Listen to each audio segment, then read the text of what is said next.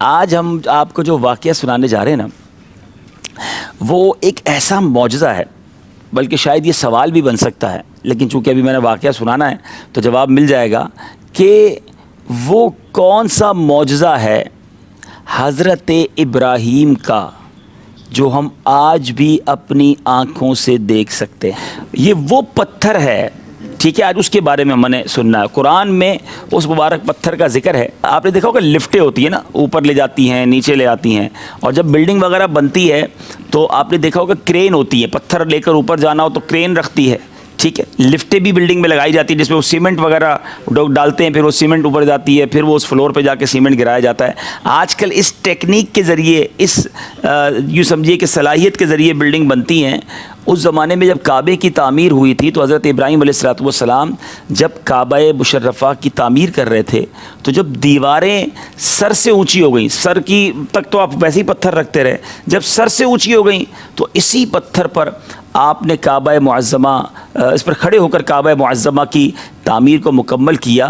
یہ آپ کا معجزہ ہے۔ کمال کی بات دیکھیں کہ پتھر پر آپ پیر رکھیں تو پتھر پر تو کچھ نہیں ہوتا، مگر حضرت ابراہیم علیہ الصلوۃ والسلام نے جب اپنے مبارک قدم رکھے تو اس پتھر پر آپ کے قدموں کا گہرا نشان ہو گیا۔ اچھا، آپ کے قدموں کے اس مبارک نشان کی بدولت اس پتھر کی فضیلت میں اور 4 چاند لگ گئے۔ اللہ تبارک و تعالیٰ نے قرآن مجید میں 2 جگہ اس پتھر کا کس طرح تذکرہ فرمایا، یعنی کعبہ مکرمہ میں خدا کی بہت روشن اور کھلی ہوئی نشانیاں ہیں، اور ان نشانیوں میں سے ایک بڑی نشانی مقام ابراہیم ہے۔ اب ذرا غور کریں، اللہ کی نشانی کہا گیا مقام ابراہیم کو۔ ایک اور جگہ اللہ تبارک و تعالیٰ نے قرآن میں ارشاد فرمایا وَاتَّخِذُوا مِن مَّقَامِ إِبْرَاهِيمَ مُصَلًّى، اور ابراہیم کے کھڑے ہونے کی جگہ کو نماز کا مقام بناؤ۔ تو یہاں پر طواف کے بعد مقام ابراہیم کے قریب 2 رکعت نفل پڑھنا چاہیے۔ یہ یوں سمجھیے کہ طواف کے نفل کہلاتے ہیں، واجب ہیں یہ پڑھنا۔ اور اس مقام کی جو عجیب بات ہے نا، آپ کو پتہ ہے حضرت ابراہیم علیہ الصلوۃ والسلام کو کتنا عرصہ ہو گیا؟ پہلے یہ بتائیں، نبی پاک علیہ الصلوۃ والسلام کو دنیا سے پردہ فرمائے ہوئے کتنا عرصہ ہو گیا؟ احمد رضا بتائیں گے، دنیا سے ظاہری طور پر پردہ فرمانے کو کتنا عرصہ ہو گیا؟ نہیں پتا، چلیں عبداللہ بتائیں گے۔ 1438 1438 سال جو ہے ہجرت کو ہو گئے، ٹھیک ہے۔ تو اب 1438 کو نبی پاک نے جب دنیا سے پردہ فرمایا نا، تو مدینہ شریف میں 10 سال پیارے آقا نے گزارے۔ اب ذرا غور سے سوال سنیے گا، بلکہ ایک کام کرتے ہیں، بیرون ملک والوں سوال کرتے ہیں کہ 1438 سال ہو گئے ہجرت کو، تو بتائیے نبی پاک علیہ الصلوۃ والسلام کے دنیا سے پردہ فرمانے کو، مزار شریف میں جانے کو کتنا عرصہ ہو گیا ہے؟ چلے مائک لے کر جائیں، آپ دیکھتے ہیں کہ یہ کیسے حساب نکالتے ہیں۔ ہاں، حساب لگائیں اور کیسے جواب دیتے ہیں۔ 1438 سنہ ہجری ہے، تو سرکار دو عالم صلی اللہ تعالیٰ علیہ وسلم کو اپنے مزار میں تشریف لے گئے کتنے سال ہو گئے؟ حساب لگ چکا میرا خیال۔ چلے جناب جی۔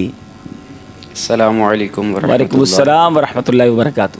مدثر اتاری عمان سے حاضر ہوں۔ جی مدثر بھائی۔ آقا علیہ الصلوۃ والسلام کو دنیا سے ظاہری پردہ فرمائے کم و بیش 1428 سال ہو۔ جی، مدینہ منورہ کی جو حیات ہے میرے آقا کی مدنی زندگی، وہ 10 سال کی ہے، ٹھیک ہے۔ تو 1438 میں جب 10 نکالیں گے تو کیا بنے گا؟ 1428۔ جواب انہوں نے درست دے دیا ہے۔ تو اب میں جو بتانا چاہ رہا ہوں، نبی پاک کو دنیا سے تشریف لے جائے، دنیا ظاہری طور پہ گئے ہوئے 1428 سال ہو گئے۔ حضرت ابراہیم کو پتہ ہے کتنے سال ہو گئے؟ 4000 سال سے زیادہ وقت ہو چکا ہے، 4000 ایئرز۔ مگر اس پتھر کا کمال یہ ہے کہ 4000 سالوں سے یہ پتھر کھلے آسمان تلے پڑا رہا، اس پہ 4000 برساتیں گزریں، ہزاروں آندھیوں کے جھونکے اس سے ٹکرائے، بار بار حرم کعبہ میں سیلاب آیا، پہاڑی نالوں سے اتنا پانی آیا کہ یہ مقدس پتھر جو ہے کئی عرصے تک پانی میں ڈوبا رہا۔ کروڑوں انسانوں نے اس پر ہاتھ پھیرا۔ اب یہ کچھ عرصہ پہلے اس کو باکس میں بند کر دیا گیا ہے، لیکن آج تک دھوپ میں رہا، آندھی میں رہا، بارش میں رہا، سیلابوں میں رہا، حضرت ابراہیم کے قدموں کے نشان آج بھی موجود ہیں، آج بھی دیکھے جا سکتے ہیں۔ یہ وہ معجزہ ہے جو ہم اپنی آنکھوں سے آج بھی دیکھ سکتے ہیں۔ سبحان اللہ، یہ عظیم معجزہ ہے، اور اس کو قرآن نے اللہ کی کھلی نشانی بیان کے فرمایا۔ اور میرے میٹھے اسلامی بھائیوں، ایک اور بات اللہ تبارک و تعالیٰ نے یہ حکم دیا کہ میرے مقدس گھر خانہ کعبہ کے طواف کے بعد اسی پتھر کے پاس 2 رکعت نماز ادا کرو.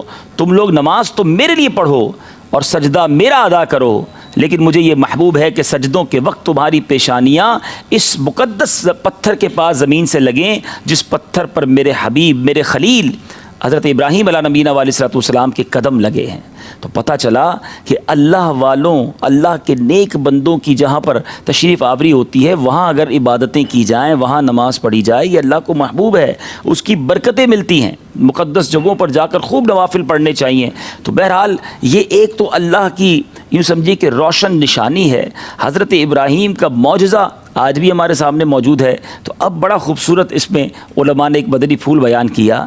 ابراہیم خلیل اللہ علیہ نبینا علیہ السلام کے قدم جہاں پر لگیں وہ قدم اللہ کی نشانی قرار پائے، وہ قدم مقدس مقام قرار پائے. وہاں جا کر نوافل پڑھنا یہ بہت بڑی سعادت سمجھا جائے.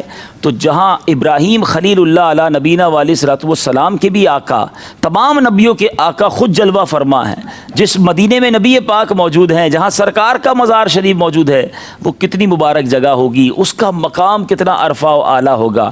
حضرت ابراہیم علیہ السلام نے ایک جگہ اپنے قدم لگائے، پتھر نے وہ نشان محفوظ کر لیے. نبی پاک علیہ السلام کے قدم مبارک کئی جگہوں پر ایسے پتھر آج دنیا میں موجود ہیں جہاں میرے آقا نے قدم رکھے، پتھر موم ہو گیا اور نبی پاک کے قدم کے نشان اس نے محفوظ کر لیے. کیا بات ہے ہمارے آقا علیہ السلام کی. بلکہ مجھے تو وہ مقام یاد آ گیا، مدینہ منورہ میں ایک مقام ایسا بھی ہے، اللہ کریم آپ کو اور مجھے بار بار مدینہ شریف جانے کی توفیق اور حاضری نصیب فرمائے، کہ جہاں نبی پاک کے مبارک اونٹنی جو تھی اس کے قدموں کے نشان بھی زمین پر پڑ چکے ہیں. زمین نبی پاک کی اونٹنی قصوہ کے قدموں کے نشان کو بھی محفوظ کر لیتی تھی، زمین اس کے لیے بھی بوب ہو جاتی تھی. تو کیا بات ہے حضرت ابراہیم علیہ السلام کی، کیا بات ہے مقام ابراہیم کی، اور کیا بات ہے ابراہیم علیہ السلام کے آقا، ہمارے آقا سرکار دو عالم صلی اللہ تعالیٰ علیہ وسلم کی. تو بہت ساری باتیں اس قرآنی جو آج ہم نے واقعہ سنا، مقام ابراہیم کی فضیلت سنی، ہمیں سیکھنے کو ملا کہ اللہ والے جہاں ہوں یا ان کی نشانیاں جہاں ہوں وہ بڑی مقدس جگہ ہو جاتی ہے اور اللہ کو بھی محبوب ہو جاتی ہے. تو ہمیں بھی پتہ چلے کہ کوئی چیز اللہ والوں سے نسبت والی ہے، صحابہ سے، اہل بیت سے، اولیاء سے اور انبیاء سے، یا نبی پاک علیہ السلام سے اس چیز کو نسبت حاصل ہو گئی ہے، ہمیں اس کا ادب بھی کرنا چاہیے، اس کے قریب جا کر دعا بھی مانگنی چاہیے. انشاءاللہ اللہ کی رحمت سے ہماری دعائیں قبول